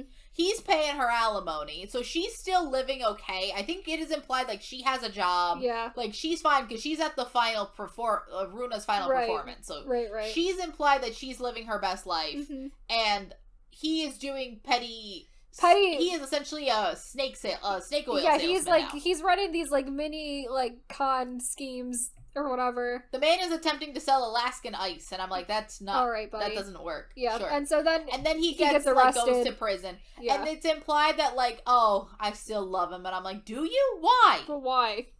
And then Minhyuk, mind you, this last episode takes place 3 years later. Minhyuk went to the military in episode like 12 or 11, yeah, something like that. It's like right after the Penthouse blows up. He's like, I'm just gonna dip. Like, it's what I need to do. It's right after his 2 parents get thrown in jail. He writes them a letter and is like, I am enlisting in the military. Like, I'm gonna dip. I need to go. Because he's still there when they're evacuating the Penthouse. Yes. So he dips like right after that, and then but apparently on the 3 years later. So it's 3 years later. The day of this concert that it is the day he is discharged. Yeah, and we're like, but that doesn't military work service out. is not 3 years. Doesn't. So it turns out he is such an idiot that he enlisted wrong. Yeah. And he had to enlist again. Yep. And I'm like, what the fuck? And I'm like, the amount of bullshit we had to do to make that plot line even Why work. the fuck is it not? The fact that I think that they just did not have anything he could do. No, that was the only thing they could have figured out that he could have done. Because that's the thing of, like, I feel like they knew of, like, oh, we'll have till he gets out of the military. I'm like, well, like, military no, but not 3 years. It's not 3 years. So, like, he will have been out for, like, a good, like, almost a year at that point. So you need to figure out what he's doing in the meantime, and they're like, oh, we don't want to. So they're just make it that he's a bullshit thing, yeah. So yeah, it's also now implied that I think, because him and Jenny's mom are apparently, like, things, so I think he's still trying to get with Jenny. Probably. That's fine. That's whatever. So, you want to get rid of Jenny now, too? Because Jenny also doesn't have that much and her mom is, like, nice and, like, well off. Her mom is, like, I think now has her own business. And now they live in the penthouse. Now they live in a penthouse of a different building. A different building. But they have the penthouse. But the dad is still in prison. And Dad's still in jail, but they have a relationship. They still talk. I think it's implied when he gets out of jail, like, they'll be a family again. Like, that's a nice... They probably got the best storyline of this entire show. Oh, yeah. What a great time they're having. Jenny is now gonna go study opera in Italy. Like, she graduated from, like, the Korea Opera College. Like, she's doing her thing. That family is doing great. Love them. And I think it's implied that her and Min Hyuk are probably gonna get together at some point. Maybe. Who knows? Whatever. And then we get to Let's do Soojin and Eunbil first, I think. Yeah, we can do them. So before we do this 3-year time skip, we have the court trial for Soojin. And so, this essentially isn't trying. She's still trying to fake the amnesia dementia. Yeah. Yes. And at this point, but Eunbil comes in to testify. And essentially they tell her you don't have to testify, and she's like, no, I have to because my mother's terrible. Yeah. And then she also does because I think she is only going on trial right now for the Eunhee murder. Yeah. And I want to say they play the footage of her pushing her father down the stairs too. Yeah, I think at the beginning they only played the footage of her pushing of the whole Eunhee situation off the cliff. That's the evidence they have. Right. And then, like, the lawyer's like, oh, she has no evidence. She's mentally unstable. And then the Eunbil is like, no, my mother has killed multiple people in front of me. Yes, multiple. And I'm like, that makes sense. You know what? Thrive. And then we get to the big thing. We're at the end of her testimony. She also does this whole long speech about how, I know you only did this for me, you don't have to take care of me. And I'm like, no. She did this because she's a bitch. Because she's terrible. And it's like, anything that she was doing for Eunbil was because of her own vanity to begin with. So. And not just that, but because she wanted to be better than... She could never be better than Eunhee. Eunhee or her daughter. And so she wanted her daughter to be better than Runa, and she wasn't, and that made her mad. So anything she did to Eunbil was because of her own goals. Mm-hmm. And so Eunbil, at the end of this giant speech, slashes her own throat open with some type of knife that she was allowed to smuggle into this courtroom. It's like a necklace with a pointy end to it. And my thing with that is that if you're going to imply that this makes her unable to speak, which it doesn't. We see her 3 years later. No, it's like, it's not a life-threatening throat slashing. But I think it was... But my favorite thing was for her to not be able to sing. Yeah. It needs to go deep enough to hit her vocal cords. The minute that she's doing it, she's still talking. Yeah. At least make her not talk at that moment. I think what she intended to do with it was that if Soojin was still attempting to fake dementia, that was going to get her to snap out of it and admit that she was just playing an act. I think that was probably what she had intended with that. No, I think she's just crazy. She's also just, still mentally unstable because she has been this entire show. But I feel like if there was any type of a logic behind that, that was probably it.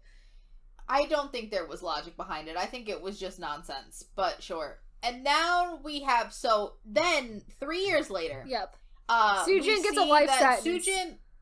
She gets a life sentence. But the thing with that is that then 3 years later, she is being let out for a long weekend. And we're like, why? We're not explained why at all. She's also cutting her hair. Yeah. She also cuts her hair. And then she goes see her daughter, so... Except she doesn't talk to her daughter. She, watches her from afar, like a fucking stalker. Eunbil has, devoted her life to God. Not in a nun way. She's not a nun. But, she's like a choir director.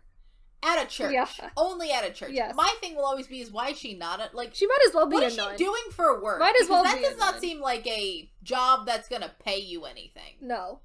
Like, what is she doing for work? I do know a person who was, like, the musical director for, like, a church. So, like, that is, like, a actual job you can have, but I don't think she's doing I don't think that's what that is. I think she is just the choir director. Yes. She's just, like, the choir conductor, and I so do not think that she's pays just you. doing that. She's doing that. She could have been a nun. I think a nun would have been funnier. That would have been good. Like, I think that's good. She devotes her life to God. Being a nun is probably a good path for her, yeah. Might be. But she's only watching her, and then she rents a room at this hotel with a roof overlooks the church. Yes. So she sees her walk out. And my thing is, this woman is selfish till the end of days. So we find out that she actually has throat cancer. Yes. And so she's actively dying. She's a terminal cancer, yep. Like, terminal throat cancer, and is in her... So mind you, if anybody knows, I'm a nurse. So I've seen people in their... Like, I've worked hospice. Uh-huh. You don't just die. Like, you literally get a pretty bad state. Dying, yeah, the process of actively dying while riddled with cancer is not pretty. Yeah. Like, it's not pretty, it's not nice, it's not a good So thing. explain that that's why she was allowed to have this weird 3-day vacation. So she's allowed to have this, she's dying. and like she was gonna go see her daughter and talk to her daughter. She does not talk to her daughter. No. She's now unable to speak. Yes. And as her daughter exits the all we really see is her collapsing on top of the roof. Here's the thing: is I don't think she was actively dying. I think she did actively commit suicide because she did have. She did, but she was actively dying. But I don't think she was in really bad state quite yet. No, so like I feel like the bad state would have been fine. Yeah. But like, so mind you, she does not want to talk to her daughter, but she is well within because they show us from Eunbil's perspective. And if she had looked to the side, she would have seen her mom. And I think she was talking to somebody. she would have seen her if she was like half a second faster. Yes. But the thing is, why the fuck would you kill yourself? Why on earth? Within possible viewing shot would you of your commit daughter suicide you care about? in viewing distance of your daughter? So, like, I will take back that, like, she doesn't look like absolute shit the way an actively dying person might. But... honestly, because she's like really terrible to the end. Because riddled with cancer, she's terrible to the end. Because if Eunbil had seen her, that gives her more PTSD on top of all the PTSD she already has. Why would you commit suicide right in front of your daughter? That's like terrible. Like that's fucked. And it's almost like as if she almost purposely wanted her to see her killing herself. Like that's a fucked thing. And she didn't. It's lucky for her that she didn't, but like it easily could have happened. And that's just, like, easily. Real fucked. It's like, you want to see your daughter, but the only thing your daughter's going to see is you committing suicide in front of her. Like, yeah, what a great mom you didn't even speak to your daughter. How fucking great you are. How great. So now do you want to do... Oh, we gotta do twins and Runa, I think. Yeah, let's get Sukyoung out of the way. So Sukyoung's storyline ends with her... She just works, multiple jobs. Mundane jobs. Yeah. Yeah, so she is, she works as an assistant director at a, apparently... This isn't even... We assumed it might have been someone that she knew running it. No, she just works at She's this, an assistant vocal coach or something. Assistant vocal coach. Yeah. But, not even for, super, well-off kids. It just seems like a random school somewhere. Yeah, it's fine. Yeah. And then she also works part-time at, a barbecue restaurant. A barbecue restaurant. Yeah. Yeah. And she, has turned her life around. She cut her hair. And she's giving a meal to this homeless guy. Yeah, it's very nice. The thing with it is, and the thing we're trying to figure out is that this homeless man looks at her and says something. Yep. And she has this look of, I know who this is. Yes. I cannot figure out who the fuck it is. I have no idea who that is. Is it, again, because I'm trying to think of people that are still alive. And that it could be. Yep. Because it's obviously not her father. No, it's not. I'm literally looking it up on the internet right now. I tried and I couldn't. I tried last night, so it might have been too soon after the episode aired. But I have no idea who she could be looking at with these knowing eyes. I thought they said that he's supposed to look like Judente, but isn't Judente, is what they're saying.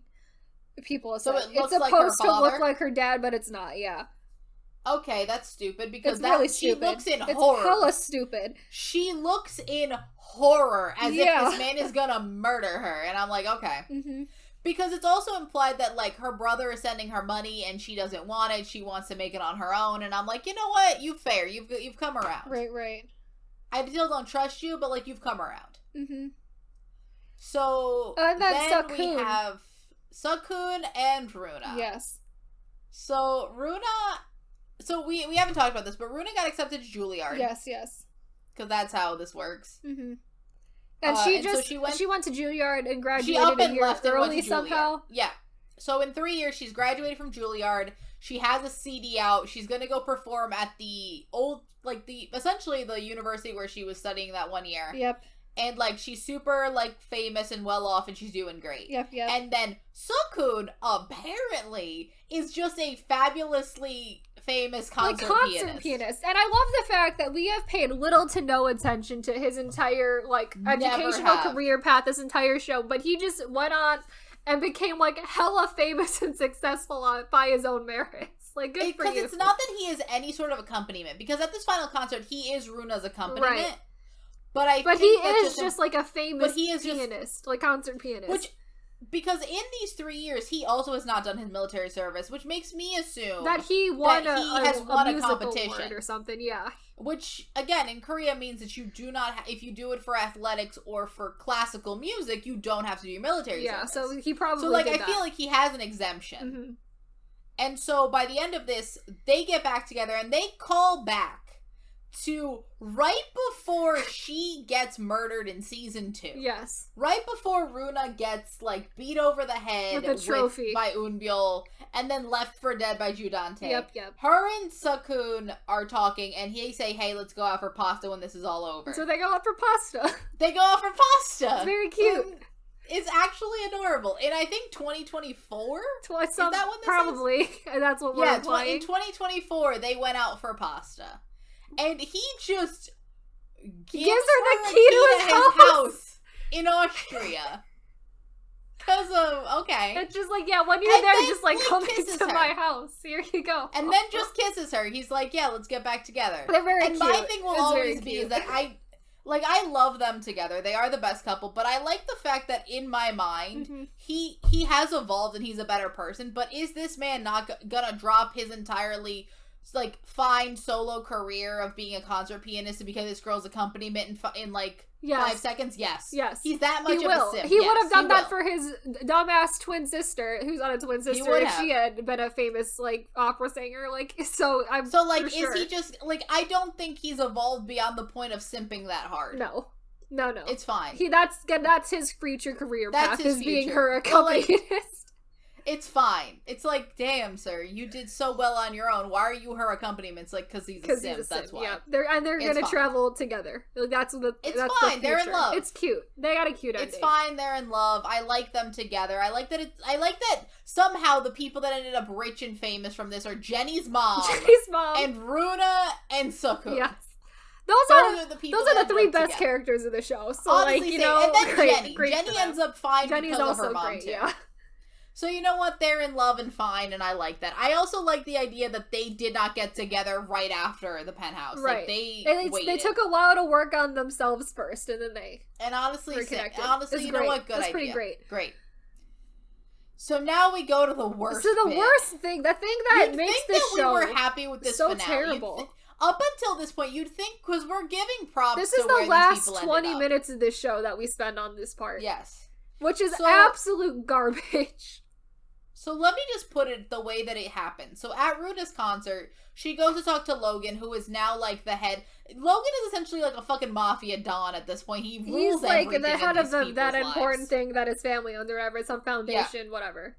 Yeah. So he goes there. Runa talks to him. He makes this big speech at her concert. Right before she sings. Right before she goes to sing. And, like, it's a thing. And then Runa talks about her mom. And I'm like, thank God someone mentioned her mother. And we're giving hints that people are seeing, Suran in the audience, or just passing by. We get hints of that. Because it is implied that Suran died when she went into the water. Yes. And I'm like, we're assuming that's her death there. We implied that. Great. So at the end, Logan sees Suran in the audience, leaves to go outside, and Suran comes around. Pulls up in a car.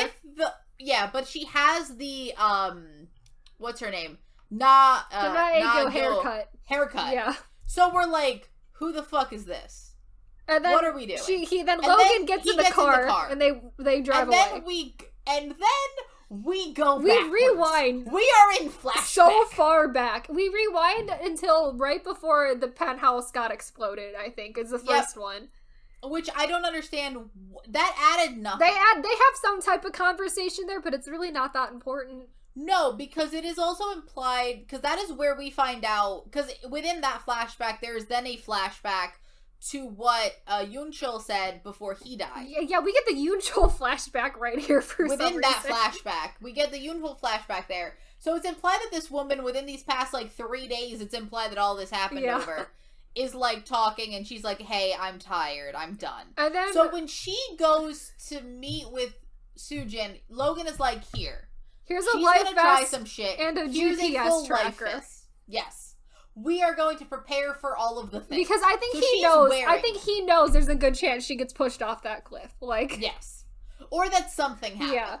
Because it also seems like it's almost like a bulletproof vest. So it's I think he's prepared for all of the things. He is prepared. Logan is we're not taking any chances. Here we go. So when she goes into the water, he's scared, but he's like, she has the life vest, da-da-da-da-da. Yeah.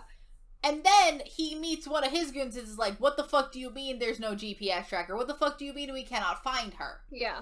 So it is implied that, she did not have the life vest on and she actually died because we see her body come out of the water. Yes. And then... Well, the other thing here is that we realize that she purposely doesn't take the GPS tracker with her because she feels she needs to die for some reason. I don't understand why. And she also, Soojin does not push her off the cliff. She drags herself off the cliff. Off the cliff, to make it look like Soojin pushed her, but she literally jumps off the cliff of her own will. So this is a suicide mission, literally.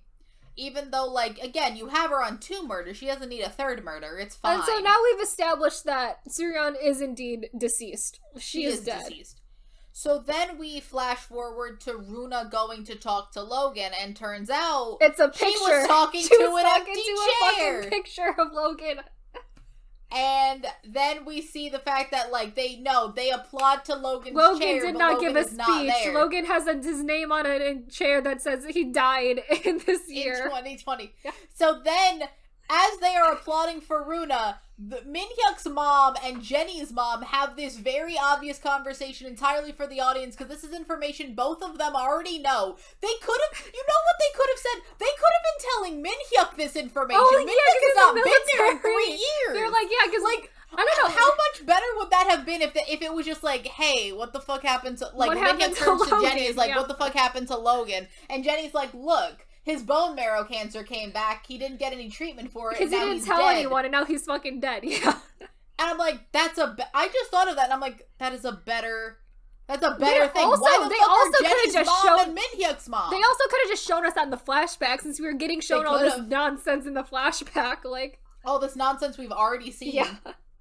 But, there's 2 better people right next to them that could have been having this conversation. That's not 2 people that already know this information. Completely stupid, yeah.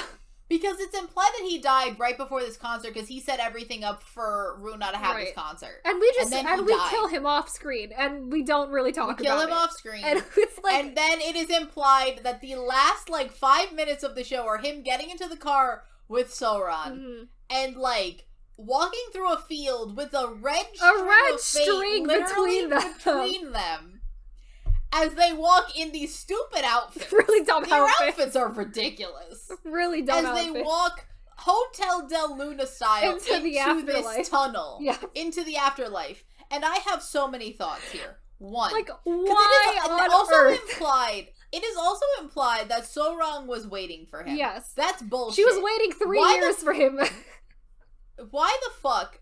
Because this also implies that this entire show was about the Logan Sorang relationship. And as much as that was an important part of this the penthouse, that was not at all the fucking central thing that you need to care about in the penthouse was their relationship. So you're telling me that instead of going into the afterlife to see her dead daughter, yes, whom she finally can have a relationship with because she finally knows it's her and daughter. Her dead daughter really is she is the main focal point of the penthouse. All of these events happen because of her.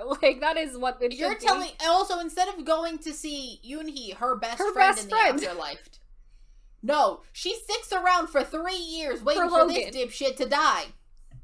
It's terrible. And it's like, number one, it completely breaks the genre of the Penthouse to begin with. Entirely. To pull in this weird, like, fucking Red String of Fate death scene at the end, where it's like, this is not the vibe of the Penthouse at all, number one. You did not need this. Like, this is not what we need to do. We are in a fantasy world now. And also, you're telling me, to the point of, So Wrong killing herself at the end, you're telling me that she is willingly putting her 2 children, whom she's finally in a position to have a relationship with. Yep. They've gotten rid of every single obstacle in their way.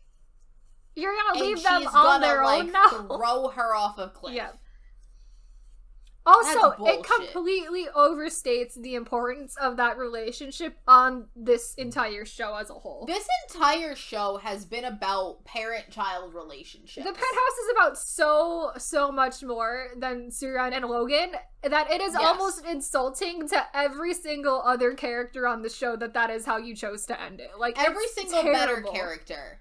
No, because I think at the core of this show, like at the core of most of these rich people murder shows, it's not a romantic relationship. No one is watching the Penthouse for the romance. Not a single person is watching the show for the romance. Like, sure, there's romance here, but that is not the reason anyone picked up the Penthouse and wanted to watch it. Like, and yet here we are implying that the most important relationship in this show is not any of the because the important relationship in the show I always found have been the adults with each other, it's the children with each other, and the parent-child relationships. Yeah. Like, Runa and her mom, Jenny and her mom, Minhyuk, because we were about to give, before Runa and Sakun got together, we were about to give Best Couple to Jenny and her dad, because that was a really cute relationship that happened. You mean Jenny's mom and Jenny's dad? Yeah. Yeah, they're great. I love their relationship, and I think... And Jenny and her parents have a great relationship. The whole family, and even the bullshit twin reveals where they're both learning to love So Wrong as their mother. Mm-hmm. Because she's the only person that's ever shown them an ounce of love. Sure. They could have done a lot better job with that, but anyway. The fact that we have boiled this down to being the last 5 minutes, we don't even get to see the killed off characters. No. Because one of the things with going into the afterlife is you meet the people you lost. Yeah. No. This is entirely on Logan and So Wrong. So Wrong never gets to meet her dead child. Nope. Never. Why the fuck could they not get I think the reason the Penthouse I think the reason it's not like I'm telling this is a good idea, but I think the reason the creators didn't do that is because they didn't know who morally they wanted to put into heaven, I guess. And so, like, I think Solo was a good idea. No. To put the dead child in heaven. I think putting the child there is the good idea, but I think they were like, well, if we do that, then we don't show these other people that they're gonna... Like, what I'm saying is that, like, Sola is what brought those 2 characters together. How cathartic would have been for them to see her dead daughter and his dead sister. It's still fucking weird that she is dating the adoptive brother of her child. Like, that's still weird. Again, that's another family tree thing that I want to get into. How the fuck is he... What is the age difference of Logan and... It's still weird. So Wrong. I don't know. I don't want to get into that. We're talking about the bullshit finale. But, like... There's so many things you could have... If you wanted Logan to die, 1, make it so he dies on screen. Please give him an important death, not just kill him off screen because of this cancer that he has. With a flashback. With a fucking flashback. We don't see any of it, yeah. Like, it's terrible. Because essentially, those last 5 minutes were a lie, because he does not talk to Runa. No. That conversation's bullshit. He does not actually make this whole speech. That conversation is... Like, that speech is bullshit. That speech didn't happen. Yeah. Like, that speech is a fantasy. Mm-hmm. So what is happening?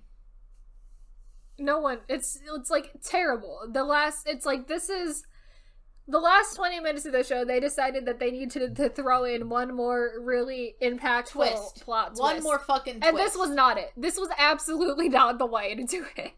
No, this twist made me kind of hate this show. Especially at the end of the show, we don't need it. And for it to be as dumb and stupid as it was is even worse. It's almost insulting. Yeah. And by almost, I do find it insulting. It's actively insulting. It's actually terrible. Like, this is not a show that was predicated on... Because it'd be one thing if this show, like, maybe at the beginning it wasn't about this romance. Maybe it was about, like, maybe over time it became about the romance. But the romance still isn't that important to the show. No, the romance was... They never even got married. They had an engagement party. They were not married. And that was it. They had an engagement party that was a ruse to get Judante out. Yep. They didn't actually have a wedding, nor were they, like, I have no idea it what very the purpose much of this was. Reminds me of the fact that of the Missing 9 ending and the Game of Thrones ending, where it's like the ending of your show completely invalidates everything the entire show was about, essentially. Mm-hmm. Or like that's the type of ending it was, where it's like you spent 3 seasons building up this entire plot line and you're gonna end it in like the absolute like shittiest way you could have. Like it's terrible. Exactly. It does not make sense. No. 'Cause... And you know, I didn't know what to expect out of this ending either. I wasn't expecting it to be good, necessarily. I was not expecting it to be this bad. Because, like, if you wanted to do this ending with, keep the bullshit of So Wrong falling off this... yeeting herself off the cliff and dying. But just keep it that Logan has to live without her. Just keep Logan, just keep him alive. Just let him do shit, yeah. Or, if you want it that way, imply that he is dying. Yes. Like, hey, I'm gonna go be with her. I am dying. I'm not, we could have showed him on, like, a deathbed or something, dying of his terminal cancer. Like, we could have done that. Or, like, you know, have him, when he has that conversation with Runa, say, hey, I'm dying. Mm-hmm. Like, this is the last, like, good comfort I will have in my life. Do your best out there, or whatever If we really wanted to, they could have done this, they could have kept the whole Surong yeeting herself off the cliff thing, like, that's fine, but the Logan thing, like, just, yeah, we gotta do something about that, like... The Logan thing was really the unnecessary bit, where I was like, this needs to not happen. Yep. Terrible. Terrible. What a terrible show this was. But it's over now. I'm angry. It's over now. It's over. It can't hurt us anymore. About it. It's over. Mm-hmm. So, was there... I mean... I don't want to end this on the truly negative bit. So is there a best part, worst part about this season? I feel like some of the characters at least got a decent ending. Like, I like that Runa and, like, Sukun's, like, whole... and Jenny's family whole thing was ended nicely. Like, that was good. That's probably the best part. I think that I didn't like, though, that for Sukyoung is she spent, I think... 80% of this season being a terrible person, and the last 3 episodes they try to throw her redemption arc, and I was not having it because I still hate her a lot. So true. I still say the worst part is that ending. That ending completely destroys everything that this show was stood for. It's so bad. And I was trying to read opinions about it on Twitter because I'm like, I can't be the only one who thinks this is garbage. And some people are like, oh, it was nice and bittersweet. And I'm like, no, like that's not it. No, it was just bitter. It's just bad. Bitter.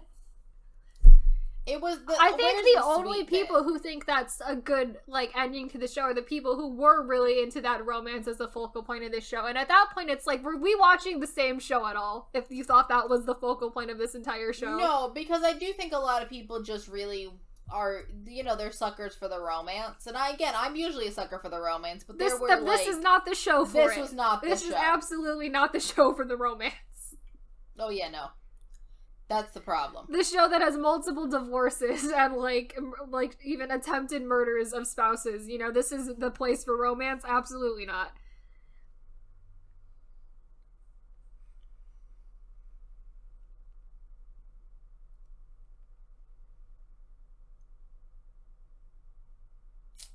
So that was the Penthouse. We need to watch a better show together is really what we've learned from this. My thing with this is I feel like the only show I trust to watch is like a rewatch. Yeah. Who knows? I mean, we do have to watch Meteor Garden next year. We do. We do have to do that. That I feel like would be fun. Meteor Garden is way too long, though. It's so long. It could take us the whole... Kayla, I'm saying we could take the whole year That would take literally a year, yeah. I'm saying we could take the whole year and just do that. Mm-hmm. It would not be an evil PowerPoint. It wouldn't. That's so long, Meteor Garden. It's 50 episodes. That's literally like an entire year. True. Alright, so that's... Any good shows you watched recently to I haven't really watched shows recently is a problem. I've kind of been out of my mood for being in the mood to watch shows, so this was the only thing I've been watching. This has sort of put me in a slump where, like, I want to watch nothing anymore. Yeah, because this was, like, fucking ruined it. The Penthouse 3. This has ruined... I was on such a roll. It sucked out all of the joy in life, this show. Oh, God. Terrible. But I did, right before we finished that, I did end up watching Sweet Teeth. That was very cute. I guess the only Graceful thing it Family, better show. I finished Voice 4, which was essentially... nothing exciting happened there. It was essentially what I expected it to be, so... It was not a bad show, but it was also not particularly exciting. In the meantime of that, I also watched The Devil Judge. Great. There's a bunch of shows I watched it while we in the 3 months we watched this show that were far better. Yep. But that's been the Penthouse. I'm tired. That's been the Penthouse 3. Maybe the thing we've wasted the most time on in a while. Except the fact we were just too far into it to stop, and it was like... It's sunk cost fallacy. We had to keep going, even though we knew it was going to be terrible and not a fun time, so here we are. Yep. But now it's over. We're not going to forget about it because it's so bad, but at least we don't have to actively think about it anymore.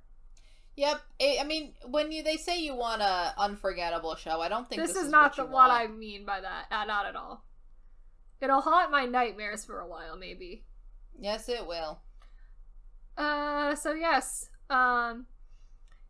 if you are listening to us on YouTube, we are also available on all major podcasting platforms like Spotify and Apple Podcasts and all those fun places. And if you're listening to us there, leave us a review while you're there. And we also have a YouTube channel where we post all of our episodes along with all of our fun clip videos and everything as well. And we also have a Twitter and Instagram linked in the description of every episode. And on the lovely ending note of the Penthouse 3, we will see you in next week's episode. Bye! Bye!